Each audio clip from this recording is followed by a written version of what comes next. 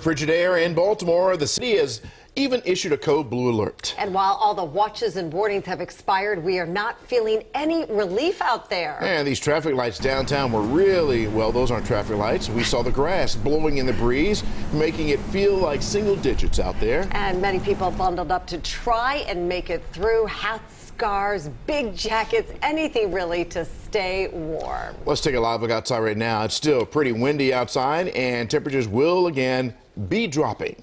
WJZ has a team of reporters covering this extreme cold. WJZ investigator Mike Halgren is out in the elements with people working in the cold and how everybody is handling it. We're going to start with Bob and Meg, tracking the system, bringing this bitter cold weather to our doorstep. Hey, Bob. Running 20 degrees or more below normal. That's just how cold it is. Take a look at the numbers. Since last night, the airport did drop down to 12 degrees. To the north of us, 9 this morning at Westminster, 4 below zero. This is not wind chill. This is actual temperature out in Oakland. Down in the eastern shore, temperature stayed in the mid-teens. By the way, the record low for today was 6 below zero, so we're nowhere near that, but it certainly is well below normal. Right now, we're looking at 20 degrees, 16 degrees in Bel Air, only 3 in Oakland. And the southern portion of the region, a little bit warmer, 25 in Annapolis, 24 in Patuxent right now.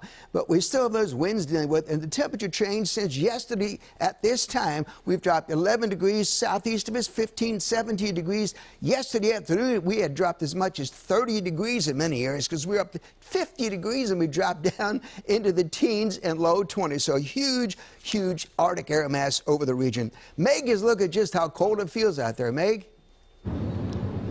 I do indeed. Hello there, Bob. We are live with the WJZ Mobile Weather Lab. We're here at Pandora Ice Rink, and there were 2 brave skaters. Oh, look, 3 or 4 brave skaters out there, but not a real popular day. It seems to be out and about with the frigid temperatures. So not doing too bad, just about at 22 degrees.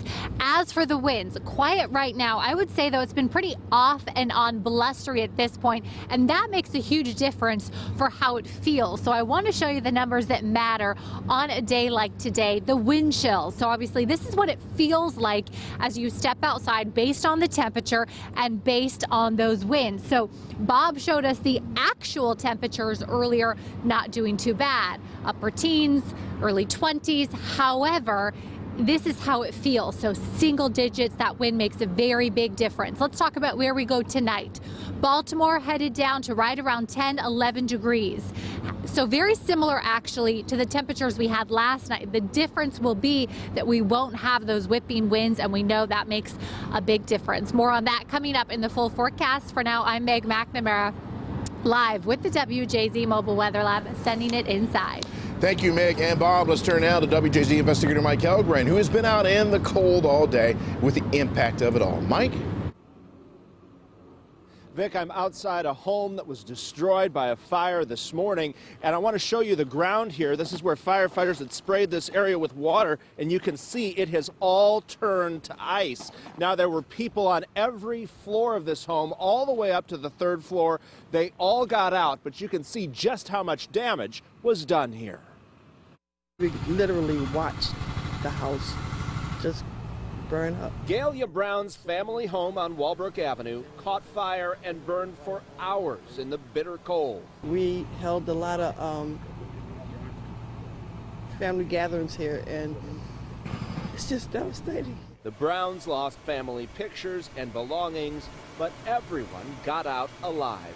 We thank God was no loss of life, you know, because that would have been more devastating to lose my sister and my brother. That fire happened in the coldest temperatures in more than a year in Baltimore, combined with strong winds, gusts up to 50 miles an hour that sent a tree in the Homeland neighborhood crashing into this car.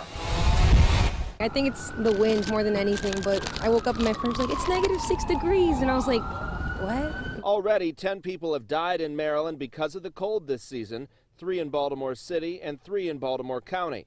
The state health department also reported at least 4 carbon monoxide exposure complaints last week. The people that are using space heaters at home, to make sure that they're not using anything that has any kind of flame or any kind of combustible heat source to it, because those people are at a risk of having carbon monoxide poisoning when they're using those sort of things in an enclosed area. And they don't know what caused the fire here, but you're looking live at some of the icicles because of all the water that was used to fight this fire earlier today. We can also tell you that AAA says it's helped more than 1,200 stranded motorists. Most of them had dead batteries. Reporting live on Walbrook Avenue, Mike Helgren, WJZ. Okay, Mike, thank you.